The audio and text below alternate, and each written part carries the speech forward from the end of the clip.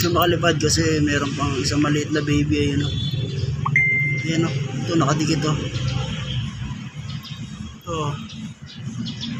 Ayan, meron siyang maliit na baby. Ayan. Ay, humiwalay.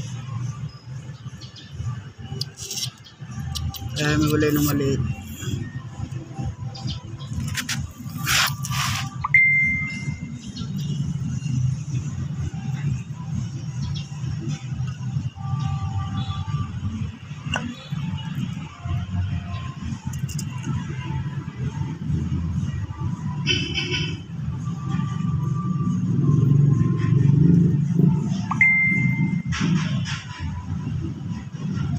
Ganun pala yun, meron siyang maliit na anak.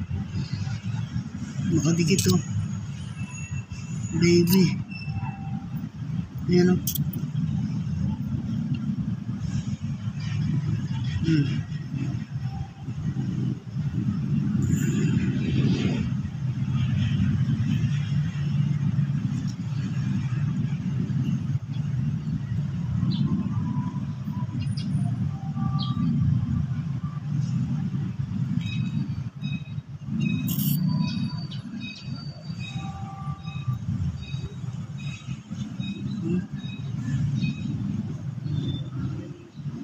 Nakakagat siya, hindi siya humiwalay.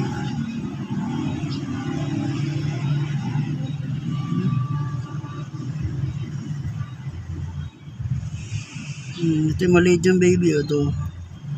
Nakakagat siya dun sa nanay niya. Hindi siya humihiwalay, ano? Kaya hindi siya makalipad. Hindi makalipad itong kabag-kabag ng maayos. Ganun pala yun. Ito yung maliit o. Ito. Yan o. Tindi ng pagkakagat niya, napakakapit oh. Talagang ayaw niya humiwalay oh. Itong maliit na to, ito. Yan yung pinaka baby nung